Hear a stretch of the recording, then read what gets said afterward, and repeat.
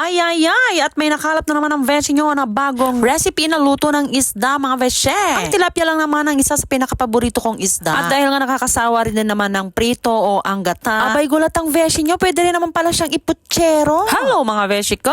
Another day, another mini vlog, another luto serye na naman ang Veshe nyo sa craving natin for today's video. At dahil nga putsero nga ang lulutuin natin, nag-prepare tayo na saging, patatas at ng bunga ng kamote na pinang-alternative ko siya sa carrots. At dahil nga magigisa tayo, pues nag-prepare ako ng kamatis, bawang, sibuyas, ng konting luya at yung sili na pampapatong natin mamaya. Una, ipiprito muna natin yung saging, patatas at yung bunga ng kamote, mga vesh. Pinagsama-sama na natin yan, vesh. Sabi kasi dun sa napanood ko, mga vesh, piprito daw natin para hindi daw siya madurog later. At habang ipiprito nga natin yung gulay, mga vesh, ayan, hugasan ko sana yung tilapia, kaso naisip kong i-slice ko pa siya. Abay ng maliit kung kaya pang i-slice, vesh, kay may darating akong bisita. Abay, nakapalengke na kasi ang version nyo nga nung kumontak nga yung bisita na pupunta daw ng bahay. O yan si Sister. Siyempre pag may bisita tayong darating, mga version, kahit sabi mong kumain na sila sa bahay nila, siyempre alokin pa rin natin silang kumain. Ano? At ayan na nga, tamang-tama nga na nag-brown na yung ating pinuritong vegetable. At dahil nga magto-12 midnight na nga ng gabi, kaya kailangan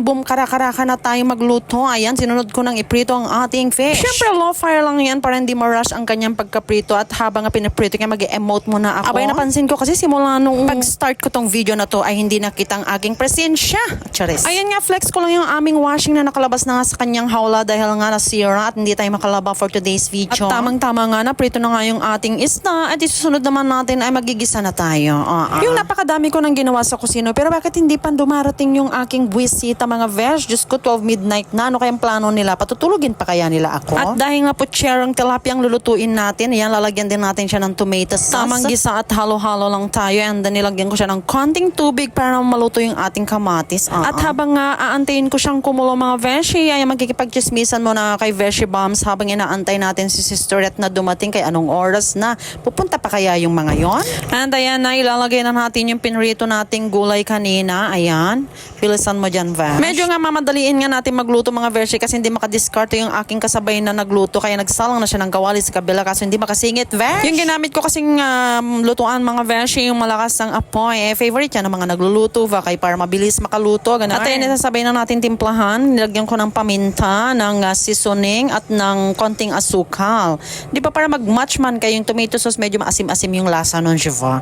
Depende na yun sa'yo kung paano mo timplahin, basta alam mo na yun, Vesh, kung paano mo tansyahin ang pagtimpla mo, kay malaki ka na. Abay, munti ko na mailagay yung Baguio beans, Vesh, buti na lang nakita ko, sabi ko, ba't parang kulang ng color itong aking naluluto. At nung medyo lumambot na nga yung ating gulay, nilagay ko na yung fish, ayan, yung pinanito kong tilapia kanina. Abay, syempre, ingatan lang natin ang paghalo kay baka madurog, Vesh, baka puro tinik na makain dyan. At dinagdagan ko ulit siya ng tubig na kasing level nung ating isda, Vesh. Huwag masyadong madami kay baka wala ng lasa yan later. Dinagdagan ko lang ng konting, asin, Vesh, kaya hindi mahuli yung lasa ba, kaya huhulihin natin sa asin, gano'n. At ayan, mukhang uunahan pa ako ng kasabay ko magluto, Vesh, kaya ilalagay na natin yung ating repolyo. And speaking of pechay na naman, naglagay na naman tayo ng pechay, pero medyo ingat-ingat na akong kumain. Abay ko, napanood nyo kasi yung last na vlog ko, Vesh, na kumain ako ng pechay na, Diyos ko, dumikit sa aking lalamunan, va. And this is it, pansit ng kapitbahay. Ayan, luto na siya. O, Jiva, kabongga, kaya ikaw, kung wala ka maisip na ulamin at gusto mo ng budget lang, pasok sa budget, ay eto nang lutuin mo, Vesh. Kasi nung tinikman ko, ay talaga naman, napakasarap. Baka sabihin mo sa sarili mo, ay hindi na ako magpuputsyar ng karne, isda na lang, ganon. At hanggang dito na lang, mga Vesh, dahil dumating na nga ang aking Sisterette at ako'y papasok na sa kwarto, ganon. Abay, kaya pala napaka-late nilang dumalaw sa bahay, mga 12 midnight o pasado na ata. Ay dahil wala silang pasok kinabukasan, bantakin nyo yung mga yan. Ang little darling Tyler natin, huwag kayo mag-alala dahil kagigising lang niya yan kahit mapuyat-puyat dyan. I mean ngayon, kahit late na siyang matutulog. And that's all for today's video.